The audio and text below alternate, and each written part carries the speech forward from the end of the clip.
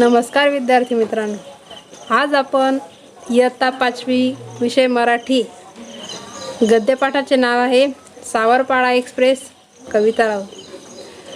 विद्यार्थी मित्रांनो, या पाठात आपल्याला अशा एका मुलीची माहिती घ्यायची आहे जी अगदी दुर्गम भागात राहते, ज्या ठिकाणी जाण्यासाठी रस्तेही व्यवस्थित नाही, पाण्याची सोय नसते, लाईटची व्यवस्था नसते।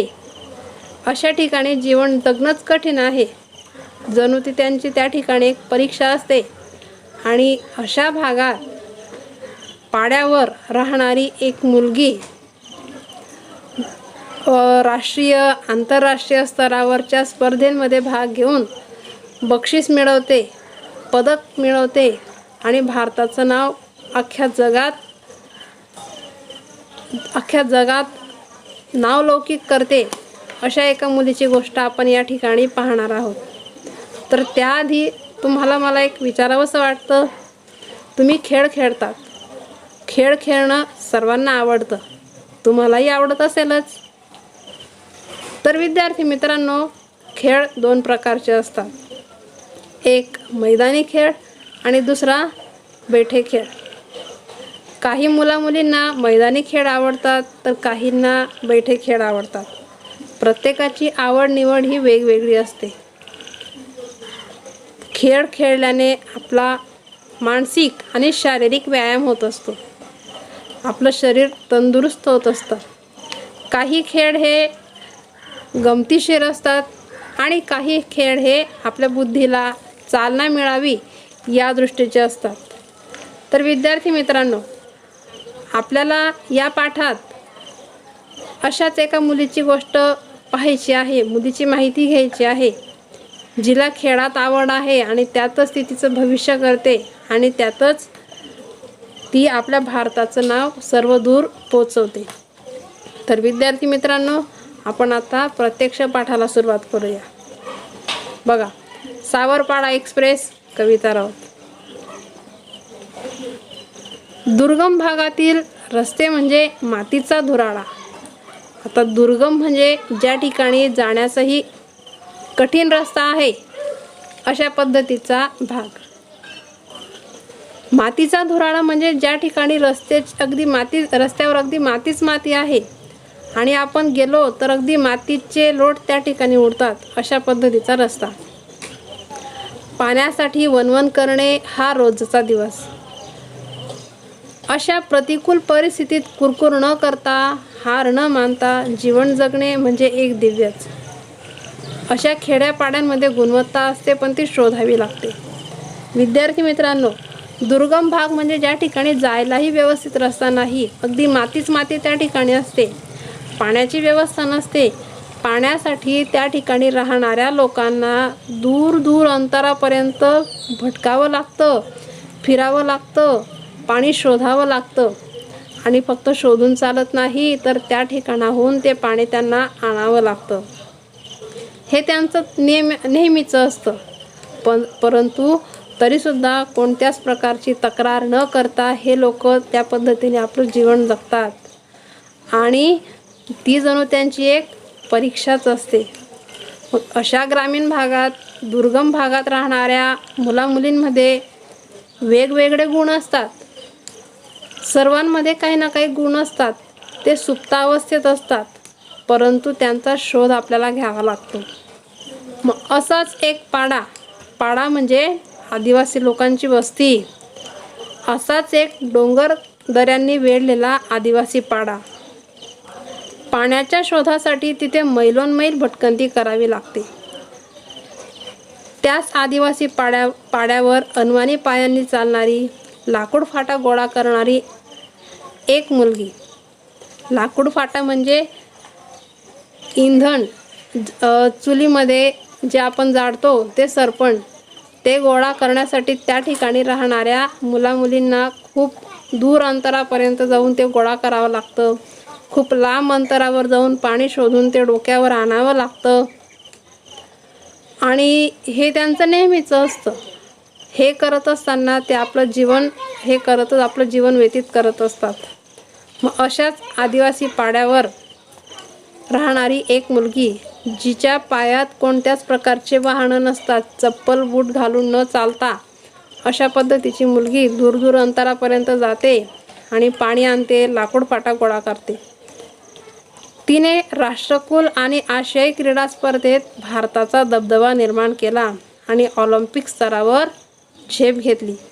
या आंतरराष्ट्रीय धावपटूचे नाव आहे कविता राऊत आणि त्या पाड्याचे नाव आहे सावरपाडा.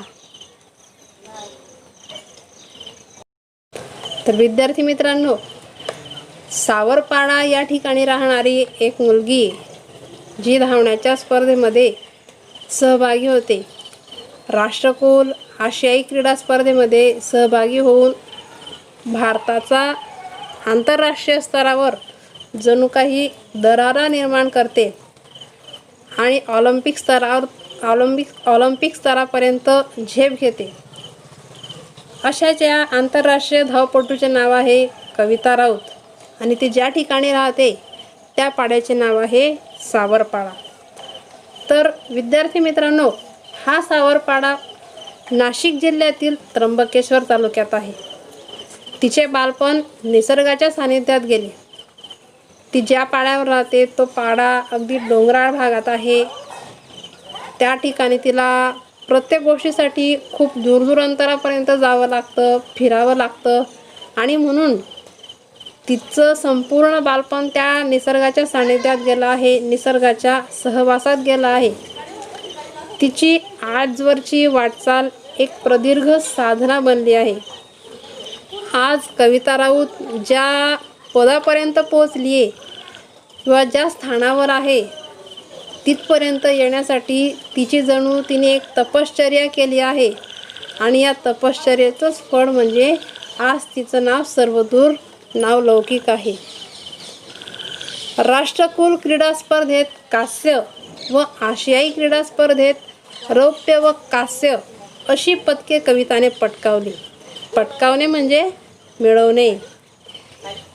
रौप्य, कांस्य, सुवर्ण हे जे पदक आहेत विद्यार्थी मित्रांनो, तर ते पदक म्हणजे प्रथम क्रमांक मिळवला तर सुवर्ण पदक, द्वितीय क्रमांक मिळवला तर रौप्य पदक आणि तृतीय क्रमांक मिळवला तर कांस्य पदक. अशा पद्धतीने हे पदक त्या ठिकाणी मिळत असतात. आणि या कविताला रौप्य आणि कांस्य अशी 2 पदके मिळाली आहेत. म्हणजेच तिने द्वितीय आणि तृतीय क्रमांक आशियाई स्तरावर जी क्रीडा स्पर्धा घेतली गेली त्या ठिकाणी मिळवला. लागोपाठच्या या दोन्ही स्पर्धांमध्ये भारताचे नाव उंच करणारी धावपटू म्हणजेच सावरपाडा एक्सप्रेस कविता राऊत. या ज्या स्पर्धा आहे या स्पर्धांमध्ये सहभागी होऊन तिने आपलं नाव उंच केलं, स्वतःचं, स्वतःच्या गावाचं आणि त्याचबरोबर देशाचं नावसुद्धा तिने उंच केलं. आणि याच मुलीचं नाव आहे कविता राऊत. तुम्हाला एक प्रश्न पडला असेल मुलांना, हिला सावरपाडा एक्सप्रेस असं का म्हणतात? तर विद्यार्थी मित्रांनो, सर्वात वेगाने धावणारी जी रेल्वे गाडी असते तिला एक्सप्रेस म्हटलं जातं. आणि कवितामध्ये जो गुण होता धावण्याचा, तिची जी क्षमता होती, त्या क्षमतेमुळे तिला एक्सप्रेस संबोधलं जायचं. आणि अर्थातच ती ज्या पाड्यावर राहायची त्या पाड्याचं नाव सावरपाडा. म्हणूनच विद्यार्थी मित्रांनो, तिला सावरपाडा एक्सप्रेस असं संबोधलं जातं. चीनमधील गुआंगझू येथे झालेल्या आशियाई क्रीडा स्पर्धेत 10,000 मीटर धावण्यात कविताचे सुवर्ण पदक अवघ्या सेकंदाने हुकले. पण त्या प्रसंगी कविताची समजूत तिच्या आईने काढली. चीनमध्ये गुआंगझू या ठिकाणी जी आशियाई क्रीडा स्पर्धा झाली त्या स्पर्धेमध्ये अगदी काही सेकंदांसाठी तिचं सुवर्ण पदक म्हणजे प्रथम क्रमांक येण्यापासून फक्त काही सेकंदांनी तिचं ते पदक हुकलं. म्हणून कविता खूप नाराज झाली. परंतु त्यावेळेस तिची समजूत तिच्या आईने काढली. आईच्या शब्दांनी कविताला दिलासा मिळाला. आईने ज्या पद्धतीने कविताची समजूत काढली त्यामुळे कविताला थोडासा आधार मिळाला, दिलासा मिळाला. विद्यार्थी मित्रांनो, आपल्या आयुष्यात येणाऱ्या प्रत्येक कठीण प्रसंगी आपली आई आपल्याला समजवते आणि आईच्या समंजस शब्दांनी आपल्यालाही त्या ठिकाणी थोडा धीर मिळतो. अगदी त्याच पद्धतीने कविताच्या आईने तिला समजवलं आणि कविताला आधार मिळाला, धीर मिळाला. बघा, अवघ्या 4थी शिकलेल्या आईच्या समंजस शब्दाने कविताला आजवर अनेक कठीण प्रसंगी आधार दिला आहे. आजपर्यंत ज्या ज्या कठीण प्रसंगी कविता नाराज झाली किंवा जे जे कठीण प्रसंग तिच्या आयुष्यात आले, त्या त्या कठीण प्रसंगी तिच्या आईने तिला वेळोवेळी मार्गदर्शन केलं आहे, तिची समजूत काढली आहे. तिची आई फक्त इयत्ता 4थीपर्यंत शिकली होती, परंतु तरीसुद्धा समंजसपणे, समजूतदारपणे आईने समजवल्यानंतर कविताला मात्र धीर मिळायचा. कष्टप्रद अनुभवांमुळे कविताचे पाय कणखर बनले. कष्टप्रद म्हणजे लहानपणापासून ज्या ज्या प्रसंगात ती वाढली आहे, ते प्रसंग अगदी कठीण होते, त्रासदायक होते आणि त्या त्रासदायक अनुभवातून कविता निघाली आहे. तिचे पाय कणखर बनलेत. पाय कणखर बनलेत म्हणजे मजबूत बनलेत, कारण ती पाड्यावर खूप दूर अंतरापर्यंत पाणी आणण्यासाठी असेल, लाकूड फाटा गोळा करण्यासाठी असेल, अनवाणी पायांनी जायची आणि म्हणून तिचे पाय मजबूत झाले आहेत, कणखर झाले आहेत. नाशिक जिल्हास्तरीय शालेय क्रीडा स्पर्धेत कविताने धावण्यात प्रथम क्रमांक मिळवला. पण कविताचे वेगळेपण तिचे वडील रामदास आणि आई सुमित्रा यांना फारशा तीव्रतेने त्यावेळी जाणवले नाही. ज्यावेळेस कविता शिक्षण घेत होती, शालेय शिक्षण घेत असताना ती धावण्याच्या स्पर्धेत सहभागी झाली आणि त्या स्पर्धेत तिने प्रथम क्रमांकसुद्धा मिळवला. पण आई वडिलांना, वडिलांचं नाव आहे रामदास आणि आईचं नाव आहे सुमित्रा, यांना त्यावेळेस असं लक्षात आलं नाही की आपली हीच कविता मोठी झाल्यानंतर एवढ्या उंच स्तरावर झेप घेईल. कविताच्या पायांमधील चमकदार दौड हेरली ती प्रशिक्षक विजेंद्र सिंग यांनी. कवितामध्ये जी क्षमता होती किंवा तिच्या पायांमध्ये जी धावण्याची चमक होती, गुण होता, तो हेरला म्हणजे तो ज्यांच्या लक्षात आला ते होते तिला शालेय स्तरावर प्रशिक्षण देणारे विजेंद्र सिंग हे शिक्षक.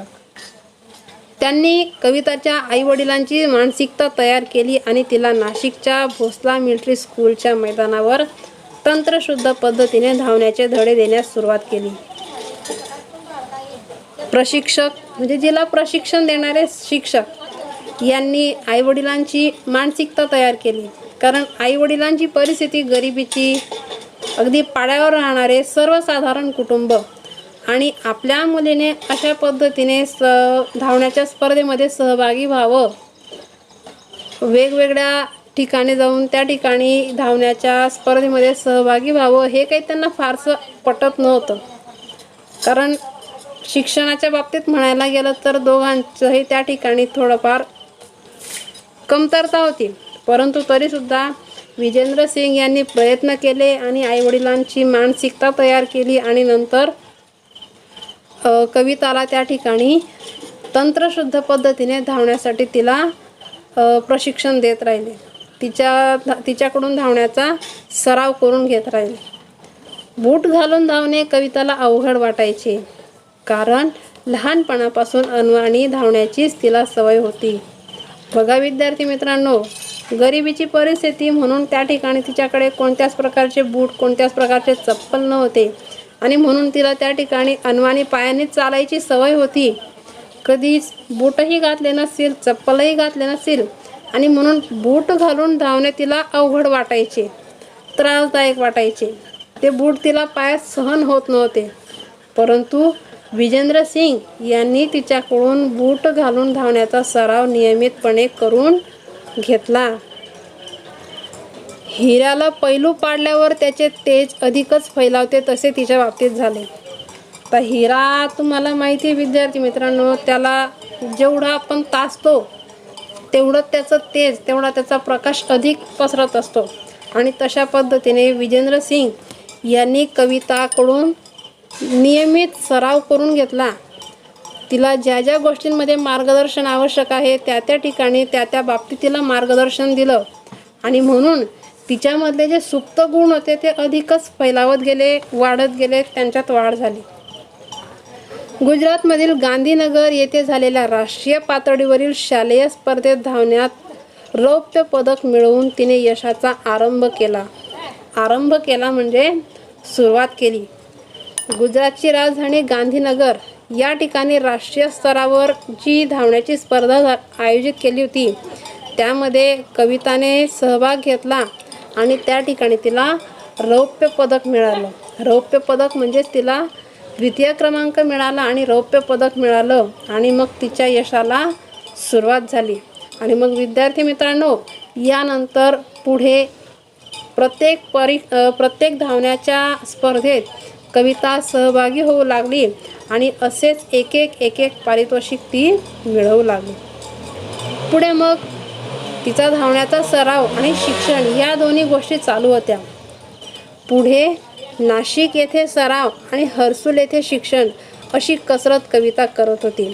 कसरत म्हणजे मेहनत घेत होती. तिचं शिक्षण चालू होतं आणि दररोज सराव करणं हेही आवश्यक आहे. म्हणून हर्सुल येथे शिक्षण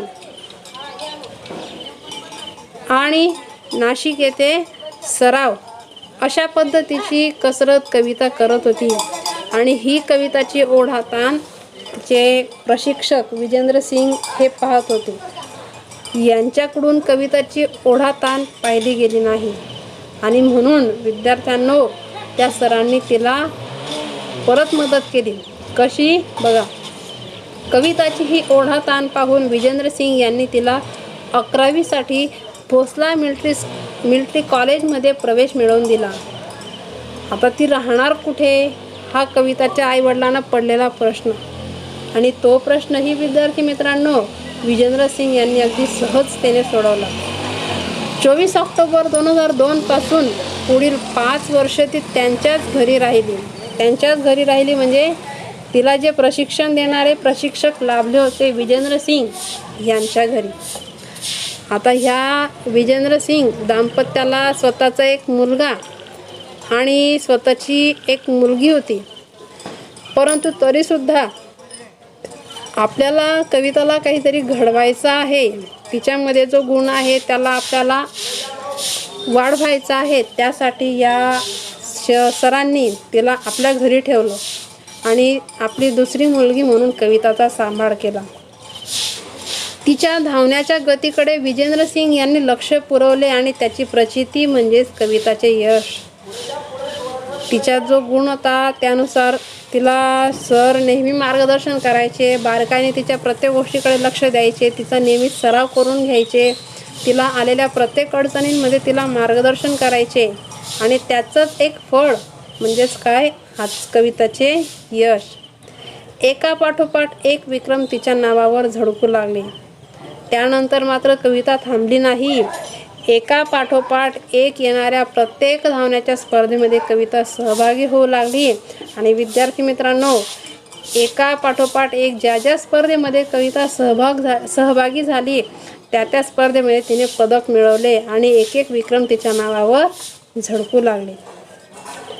कविताच्या यशामुळे हर्सुल, सावरपाडा या भागास नवी ओळख मिळाली. आता हा आदिवासी भाग, पहाडपट्टीचा भाग, आदिवासी वस्ती या पाड्यांची नावं सहसा कुणाला माहिती नसतील. परंतु कविताने जे पदक मिळवले, ज्या पद्धतीने ती आपल्या यशाचा मार्ग गाठत होती, त्यामुळे कविता कोणत्या गावाची, कोणत्या गावात राहते, कोणत्या तालुक्यात राहते, कोणत्या शाळेत शिकली, कोणत्या सरांनी शिकवलं, अशा पद्धतीने एक गोष्टी घडत राहिल्या आणि जी नावं कोणाला माहीत नव्हती त्या गावाची, त्या भागाची म्हणजेच हर्सुल, सावरपाडा या भागाची ओळख सगळ्यांना होऊ लागली. आज केवळ राऊत कुटुंबालाच कविताचा अभिमान वाटतो असे नाही, तर संपूर्ण हर्सुल परिसराची हीच भावना आहे. कविताने केलेला विक्रम, कविताने गाठलेलं यश, त्यामुळे विद्यार्थी मित्रांनो तिच्या आईवडिलांनाच नाही तर सावरपाडा या ठिकाणी राहणाऱ्या, हर्सूल या भागात राहणाऱ्या संपूर्ण कुटुंबातल्या लोकांना, सर्व लोकांना कविताचा सार्थ अभिमान वाटतो. आणि प्रत्येकजण त्या कवितामध्ये आपली मुलगी, आपला मुलगा शोधत असतो. नवी दिल्लीतील राष्ट्रकुल स्पर्धेत कविता जिंकल्याचे जाहीर होताच हर्सूल सावरपाडा येथे जणू काही दिवाळीच साजरी झाली होती. नवी दिल्ली या ठिकाणी राष्ट्रकुल स्पर्धेमध्ये कविता जिंकली असं जाहीर झाल्याबरोबर हर्सूल आणि सावरपाडा या ठिकाणी राहणाऱ्या लोकांना इतका आनंद झाला, जणू त्या ठिकाणी दिवाळीच आहे या पद्धतीने सर्वजण आनंदात होते आणि सर्वजण आपापल्या परीने आपला आनंद व्यक्त करत होते. स्पर्धेत विजयी झाल्यानंतर कविता आपल्या गावी येणार म्हणून सकाळपासून जो तो तिच्या स्वागताच्या कामात गुंतला होता. कविता एवढे यश गाठून आपल्या गावी येणार आहे म्हणून तिचं स्वागत, तिचं कौतुक करण्यासाठी, तिचा सत्कार करण्यासाठी सावरपाडा, हर्सूल त्या भागाच्या आजूबाजूला असणाऱ्या खेड्यागावातल्या लोकांना सुद्धा तिचं कौतुक होतं. आणि म्हणून तिचं स्वागत करण्यासाठी, तिचं कौतुक करण्यासाठी सकाळपासून जो तो आपापल्या परीने प्रयत्न करीत होता. कविताचे कौतुक करण्यासाठी गावोगावचे लोक हजारोंच्या संख्येने उपस्थित झाले होते. तिचं स्वागत करण्यासाठी, तिचं कौतुक करण्यासाठी सावरपाडा, हर्सूल या गावचेच लोक नाहीत तर त्या गावाच्या आजूबाजूला असलेले जे खेडेगाव आहेत त्या ठिकाणचे लोकसुद्धा त्या ठिकाणी मोठ्या संख्येने उपस्थित होते. आणि हे सगळं पाहून तिच्या आईला खूप अभिमान वाटत होता. विद्यार्थ्यांनो बघा, लेकीभोवती निर्माण झालेले वलय, तिला सत्कारासाठी घेऊन जाण्यास येणाऱ्या आलिशान गाड्या म्हणजे खूप महागड्या मोठमोठ्या गाड्या, पत्रकारांचा गराडा म्हणजे गर्दी, कारण पत्रकारही तिचा फोटो घेण्यासाठी, तिचा इंटरव्ह्यू घेण्यासाठी त्या ठिकाणी गर्दी करत होते. आणि हे सगळं पाहून तिच्या आईला जो आनंद होत होता, वडिलांना जो आनंद होत होता तो त्यांच्या चेहऱ्यावर अगदी स्पष्टपणे जाणवत होता, दिसत होता. हे सर्व पाहून त्यांना वाटत होतं की आपली लेक लई मोठी झाली आहे. याचे समाधान तिच्या आईच्या डोळ्यात सहज वाचता येत होते. लई म्हणजे खूप, लेक म्हणजे आपली मुलगी आता खूप मोठी झाली आहे असं तिच्या आईवडिलांना वाटत होतं. आणि ते सहज त्यांच्या चेहऱ्यावरून, त्यांच्या डोळ्यात दिसत होतं. कविता बंगळूर येथे विशेष प्रशिक्षणासाठी गेली असताना रोज किमान एकदा तरी आईशी फोनवरून बोले. यावरून त्या मायलेकीचे गहिरे नाते दिसून येते. आपल्या आयुष्यात जे जे प्रसंग येतात ते प्रसंग कविता आपल्या आईला सांगायची आणि दररोज किमान एकदा तरी दिवसातून ती आपल्या आईशी फोनवर बोलायची.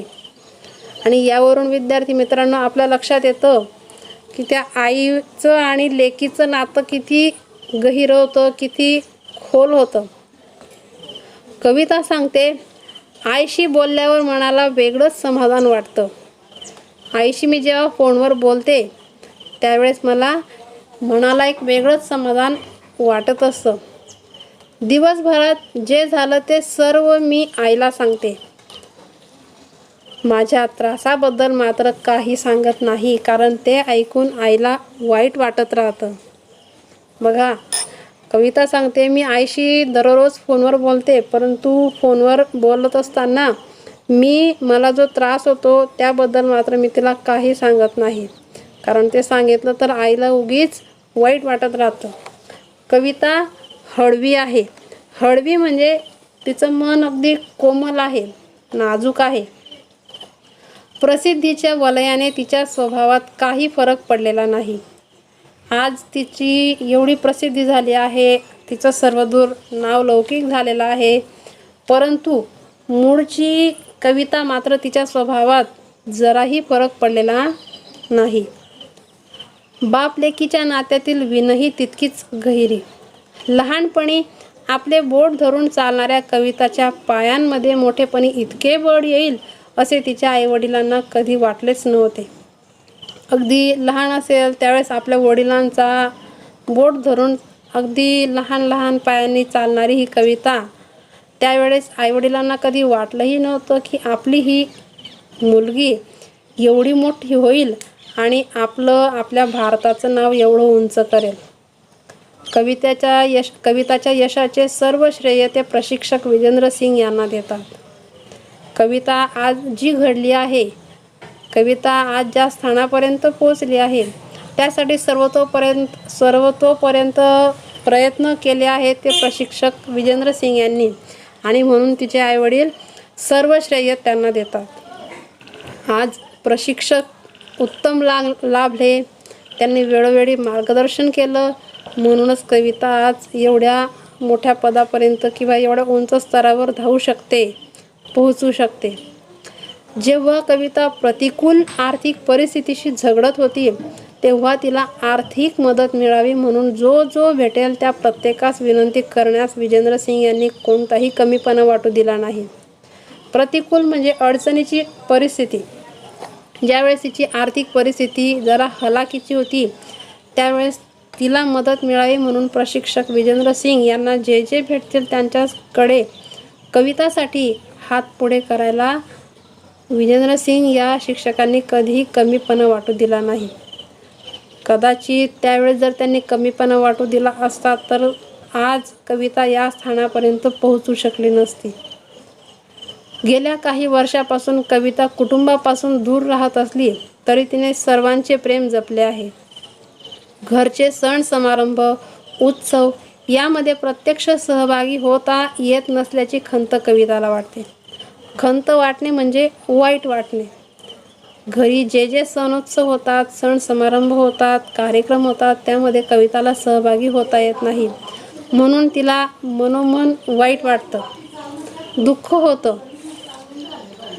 बंगळूरच्या क्रीडा केंद्रात कविताला तिच्या आवडीच्या अजून एका गोष्टीपासून दूर राहावे लागते आणि ती म्हणजे वांग्याची भाजी आणि नागलीची भाकरी.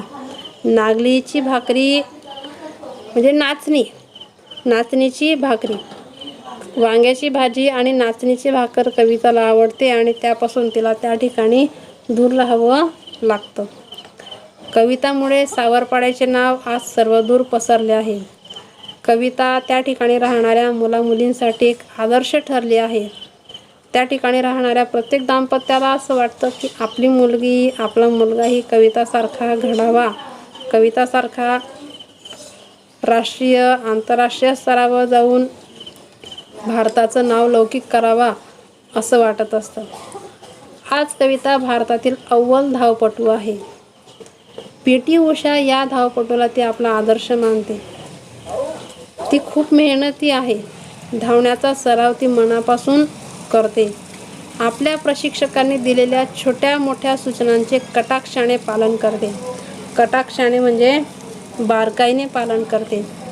आपल्या धावण्याच्या सरावामध्ये काही कमतरता आहे, काही अडचण आहे, काही चुकलं तर ज्या सूचना तिला प्रशिक्षक देतात त्या सूचनांचं ती बारकाईने पालन करते आणि खूप मेहनत घेत असते.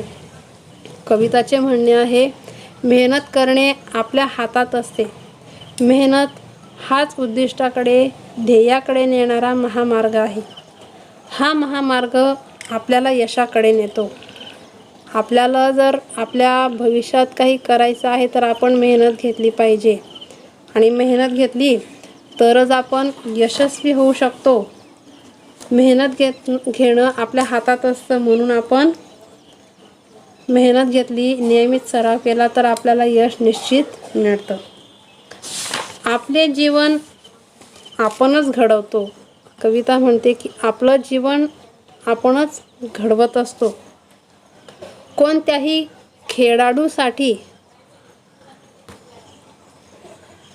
खेळाडूसाठी शारीरिक तसेच मानसिक तंदुरुस्तीही महत्त्वाची असते.